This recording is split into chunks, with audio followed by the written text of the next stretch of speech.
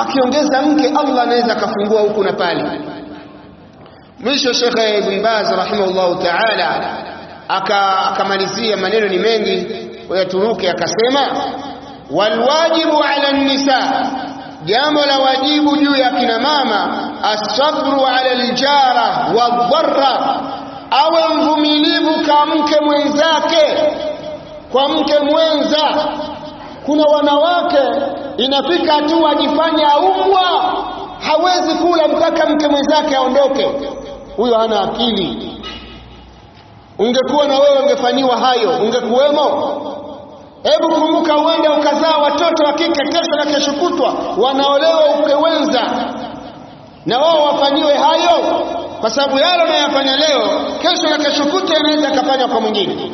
Unaleta visingizio, najua siwezi kula, sijui kitu gani. Hapana, msikubali kuchezewa na shayatini na mashaitani wa kibinadamu katika masala haya.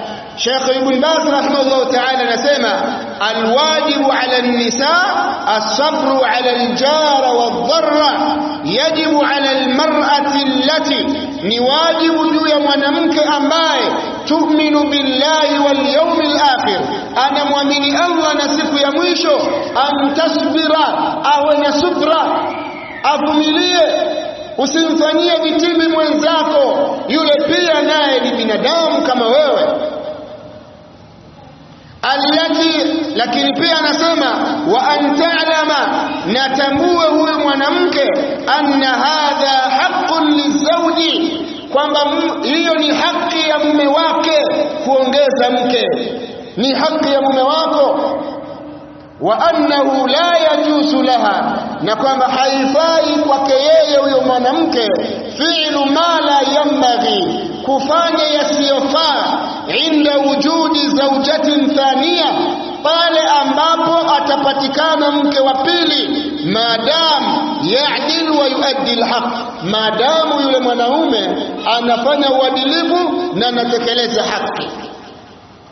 Fa alaiha an tasbir, ni juu ya mwanamke kufanya subra.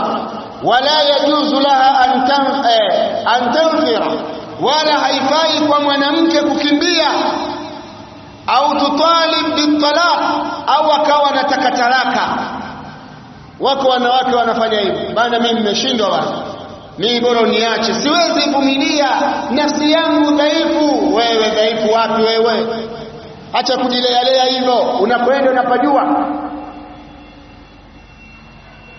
Wakati mwingine inawezekana mama yako mwenyewe kaolewa wa pili, lakini kujitia kiherehere kwamba utaki.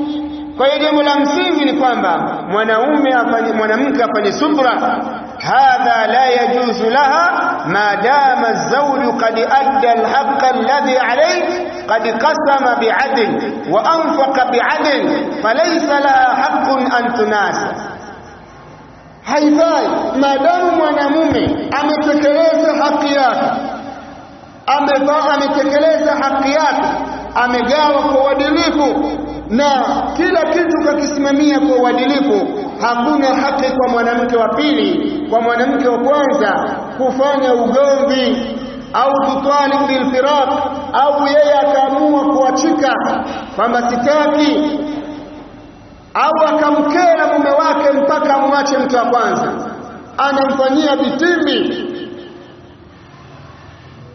Yeye anatakiwa apewe nasaha na elekezo na sifani haya. Hayo ni maneno ya Ibn Baz rahimahullah ta'ala, akitoa nasaha na akizungumza faida za kuoa mke zaidi ya mmoja.